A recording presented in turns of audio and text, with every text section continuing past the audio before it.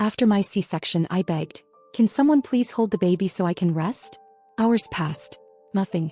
The next morning, my mom posted, "The best family vacation." 6 weeks later, still weak and bleeding, my phone exploded, 88 missed calls, and a message from sister, "We need $5,000 now." I looked down at my son and texted back. I didn't expect the C-section. I thought I'd push him out like everyone else I knew. But after 17 hours of back-to-back contractions and no dilation, the doctor came in with that calm voice that makes you feel worse somehow and said we had to go to surgery. I didn't argue. I was too exhausted to lift my head. The OR was bright and cold and everything felt surreal.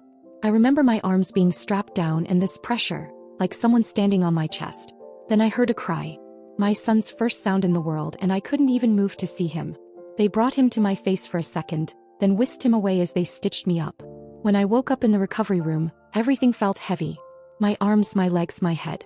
The nurse placed him gently on my chest and said something cheerful I didn't catch. I couldn't focus. I whispered, "Can someone hold him for me just for a little while? I need to sleep." She looked around and said, "I'll go check if your family's here." But I already knew they weren't.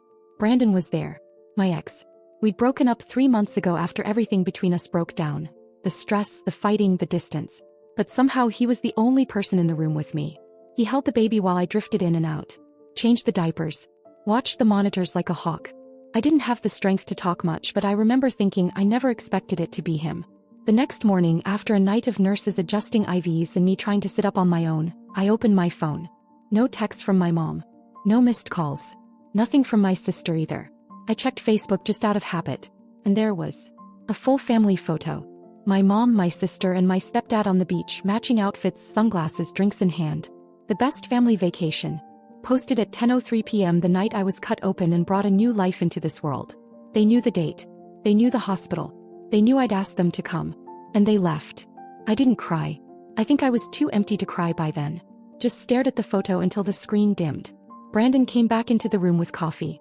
He sat down, held the baby, and told me to go back to sleep. He never said anything about the photo. I never mentioned it either. The nurses eventually asked me when I'd be discharged and if I had someone to help at home. I said yes. I didn't tell them the truth. That my mother hadn't even called. That my sister didn't even check in. And then 6 weeks passed. I was still weak. Still bleeding. Barely sleeping. Working part-time from home because clients didn't care that I had a newborn and stitches that still hurt.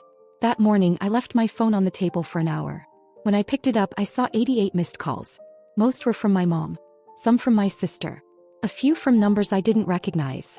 At the top was a message from my sister. "We need $5,000 now. Please." No context.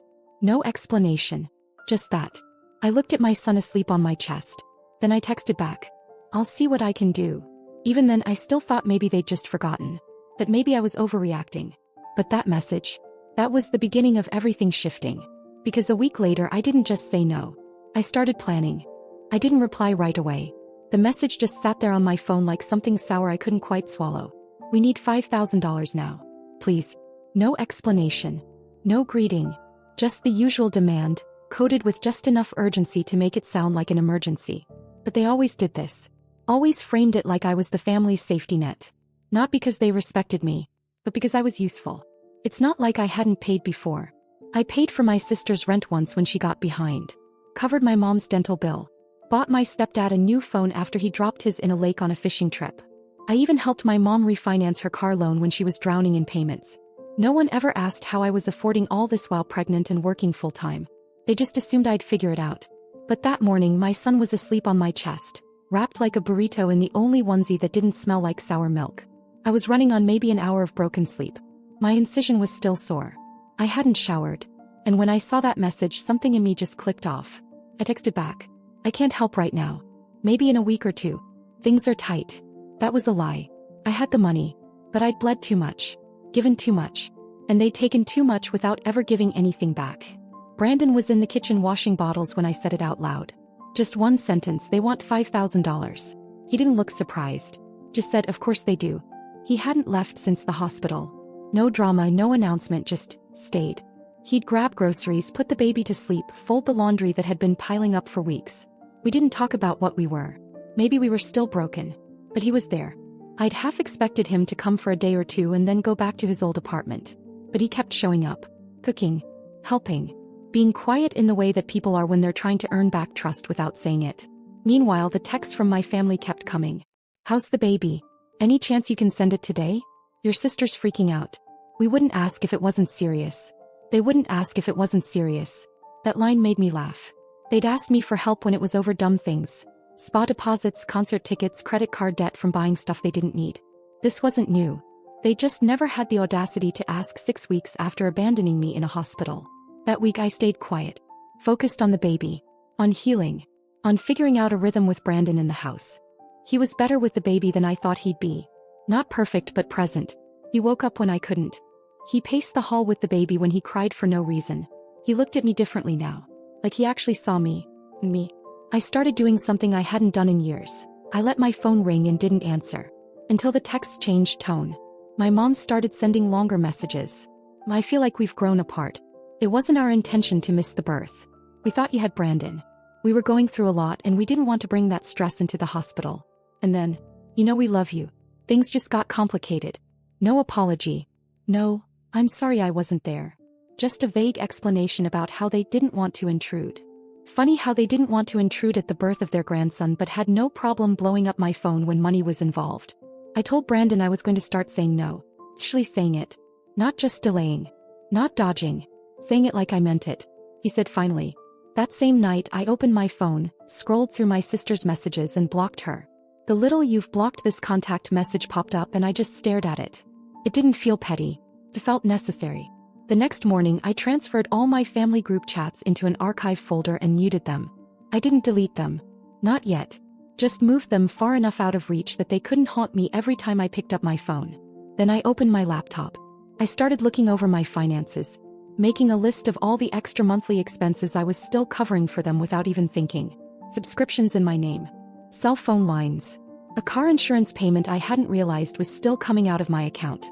I started writing them down, one by one, because the week of silence was over. And the revenge wasn't going to be loud. It was going to be methodical. It started small. I canceled the Netflix account that was still linked to my mom's living room TV. Then the Hulu. Then Spotify. One by one. I didn't say anything. No announcement. No warning. Just gone. 2 days later my sister texted me from a new number. Hey, did the Netflix get hacked or something? It logged us out. I stared at it for a moment then blocked that number too. He tried again from a different one. Come on. Just let me know if I need to reset the password. We're trying to watch something. I didn't reply. Then came the call from my mom. I didn't pick up. She left a voicemail. Hey sweetheart, just checking in. Your sister's been really upset. And your stepdad says the insurance bounced? Did your card expire? Let me know, okay? Love you. The fake sweetness grated on me more than the silence had. I didn't return the call. Brandon was the one who noticed it first. You're quieter now, he said. I just nodded. Because something was shifting. It wasn't just that I was cutting them off. It was that I was finally starting to understand the role they boxed me into my whole life. The responsible one. The fixer. The wallet. And the worst part? They didn't even pretend to love me the way they did my sister. Even as kids, my sister was the center of everything. She failed a test. My mom blamed the teacher. I got straight A's. Well, that's expected from you. She threw a tantrum in public. She was just spirited. I voiced a boundary. I was too cold. When I got pregnant, my mom cried for hours. Not out of joy but because this could ruin your career. But when my sister flunked out of college for the second time, they flew her to Miami for a reset weekend. I was done. Brandon saw the list on my laptop one night. A spreadsheet with everything. Payments, logins, names. He just said, need help? I handed him the laptop. We started canceling things together. By the end of the week, their cable was disconnected. Their car insurance was switched off. The extra line on my phone plan? Gone. And that's when the panic started. My mom left voicemails that weren't sweet anymore. Emily, what the hell is going on? Your stepdad just got pulled over and found out the insurance was canceled. Are you serious right now? My sister from yet another number. This is next level petty. Grow up. We need this stuff. It's not even about the money. It's about family. I laughed out loud at that one. Family. Not a single one of them was at the hospital when I gave birth. Not a single call that day. They were on a beach while I was vomiting from anesthesia and holding my baby alone. Family didn't forget the biggest moment of your life just because they needed a break. Brandon came home with groceries one night, saw me deleting another voicemail and said, you don't have to listen to any of that anymore, right? I nodded. But I did listen to some of them. Not because I cared what they said, but because I wanted to remember how easy it was for them to turn on me when I stopped being useful. A week later my mom showed up, unannounced. Knocked on the door like nothing was wrong, holding some cheap stuffed animal like it could patch everything. Brandon answered. She tried to push past him. He didn't let her. She asked if I was home. He said yes, but that I didn't want to see her. He called through the door. Emily, stop being dramatic. We just needed help. We've always been there for you. Brandon turned and looked at me waiting. I said nothing. And eventually she left. That night, Brandon sat on the edge of the bed rocking our son to sleep. He said, this could be your life. Just us. No more of their noise. And for the first time in months I actually let myself believe it. 3 days after my mom showed up at my door like nothing happened, I got a certified letter in the mail. At first I thought maybe it was some legal notice, maybe something from the hospital or insurance. I opened it standing over the sink while the baby screamed in the background and Brandon bounced him in the living room. Inside was a typed document. 2 pages. Double-spaced. Itemized. At the top it said, "What we've done for you over the years." No, I'm not joking. She had listed everything. Rent from when I lived at home after college. Groceries I ate while living there. A prom dress from 2009. $80 from a camping trip I didn't even remember going on. All of it tallied up to $18,620.34. He even used cents. Taped to the back was a handwritten note. "Emily, this isn't an attack. It's just to remind you that family is about give and take. We helped you. Now we need help. It's time to give back." I just stood there holding it stunned. I had just carried a human out of my body. I had healed alone. I had paid for their bills without keeping score. And they had the nerve to send me an invoice. I brought the letter into the living room, handed it to Brandon without saying anything. He read it, folded it back up and said, "So they're billing you for existing now?" I wanted to laugh. But I couldn't. I felt nauseous. It wasn't about the money. It was what it meant. They saw me as an account. A transaction. A person they could guilt and manipulate until I folded. Brandon put the letter down and said, "So what now?" I didn't answer. Not then. Instead I posted something to Facebook. First time in months. It was a photo. Me and the baby. I was in pajamas. No makeup. Hair unwashed. Brandon was in the background holding a bottle. No perfect poses. Just real life. The caption was short. No visitors. No help. No support. Just us. And we're finally okay. I didn't name names. Didn't tag anyone. But people knew. The comments started rolling in. Old classmates. Friends from work. Even my old boss. "Proud of you. This is what strength looks like. So glad you're surrounded by love now." But my cousin Sarah messaged me privately. "Emily, just so you know, your mom's freaking out. She's calling people saying you're unstable, that Brandon took over your life. She's saying you're keeping the baby away from the family out of spite." That's when something inside me snapped clean in half. I sent Sarah a voice message. I didn't yell. I didn't cry. I just explained that they weren't there when I needed them most. That they were drinking cocktails in matching t-shirts while I was getting cut open in an operating room. That they only remembered I existed when they needed thousands of dollars. That they thought of me not as a daughter, not even as a sister, but as a wallet. Sarah's reply came 5 minutes later. "I believe you. I've seen how they treat you. You're not crazy, you're just done playing the part they gave you." And that night, as if the universe wanted to twist the knife a little further, something unexpected happened. Brandon proposed. But not with a ring. Not with a speech. Not with flowers. We were sitting on the couch. It was 9:30 p.m. The baby had finally gone down after screaming for an hour. I was drinking cold tea I'd reheated 3 times. I was in an old t-shirt with spit up on the collar. He looked over and said, "Let's do this. Let's raise him together. Really do it. Not out of guilt. Because we're already doing it. And because I don't want to leave." I didn't cry. I didn't overthink. I just said yes. Because he had shown up when no one else did. The next morning I drafted a response to my mom's invoice. It took me 10 minutes.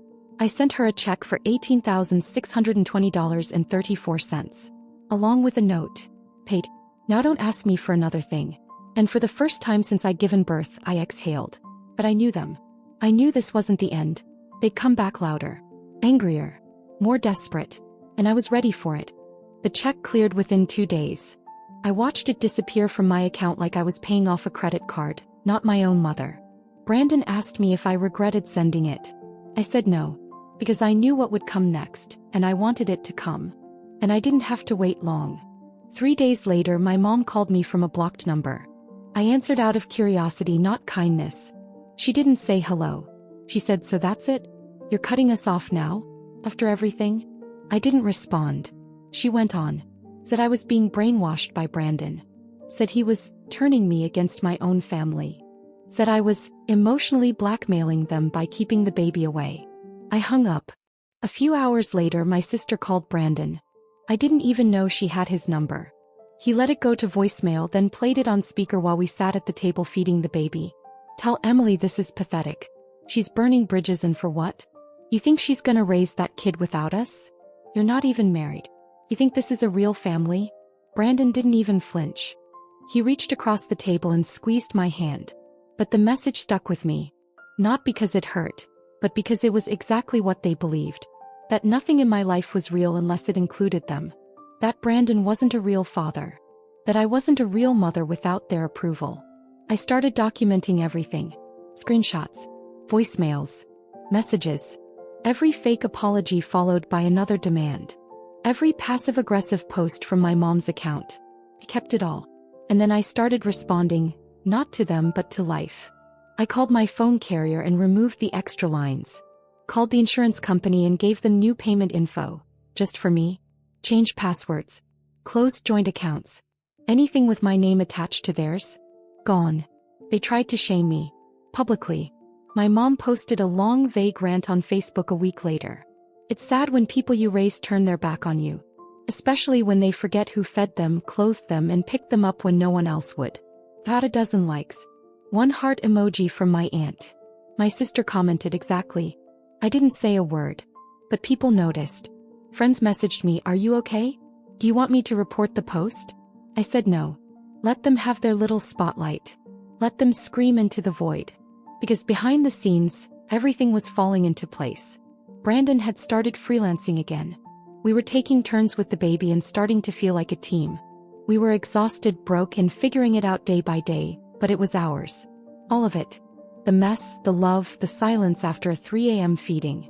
One night, I walked past the nursery and saw him asleep on the floor next to the crib, one hand on our son's leg, like he was grounding him to the earth. I stood there and realized I hadn't thought of him as my ex in weeks. He was just Brandon now. Ours. I got one final voicemail from my mother after that. Her voice was cold and slow. "This is your last chance. We're family. And if you think you can erase us from your life without consequences, you're wrong." I didn't answer. I didn't save it. I deleted it and blocked her number. And for the first time since the day I gave birth, my phone was silent. Peaceful. Like the storm had finally passed. Strange how quiet life gets when you stop letting the wrong people into it. There was no big fight. No screaming match. No final confrontation in a driveway. Just silence. After months of drama, manipulation, and guilt, I blocked the last number, archived the last email, and closed the last financial tie. And the world didn't end. In fact, it got better. I started waking up without checking my phone in dread. No missed calls. No passive-aggressive texts. No new emergencies that somehow only I could fix. Brandon and I fell into a rhythm. It wasn't perfect. We still argued sometimes. The baby still had nights where he wouldn't sleep unless one of us stood bouncing him for an hour. But we were figuring it out together. He hadn't moved out and I hadn't asked him to.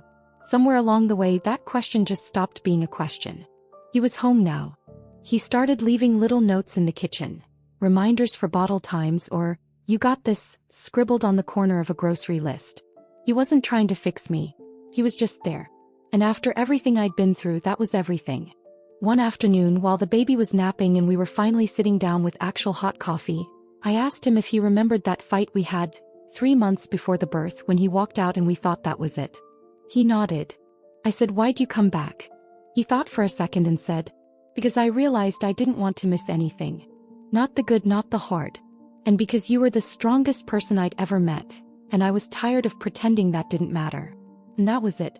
I never spoke to my family again. Not after the Facebook post. Not after the threats. Not after they tried to show up to our apartment again and found the building had updated its entry codes. They faded out slowly. Like background noise you don't realize is gone until you notice the silence. And strangely, no one begged me to fix things anymore. Once the money stopped, once the power shifted, the urgency vanished. My sister moved on to her next crisis. My mom found someone else to guilt. I heard bits and pieces from cousins, how my name came up less and less. How the story changed until they pretended they didn't even know what had happened. But I did. I knew exactly what happened. I became a mother. I stopped asking for permission to live my life. I chose the man who showed up, not the people who vanished. I built a home out of pieces they tried to convince me were worthless. And I never sent another dollar. Sometimes I think about that hospital room. About whispering, "Can someone hold the baby so I can rest?" And hearing nothing. No one coming. No one caring. Except Brandon. And now every night as I put our son to bed, I walk past Brandon brushing his teeth or cleaning up the kitchen, or lying on the floor making the baby laugh. And I think they were wrong. This is a real family. Maybe not the one I was born into, but the one I chose. And it's enough. It's more than enough. It's everything.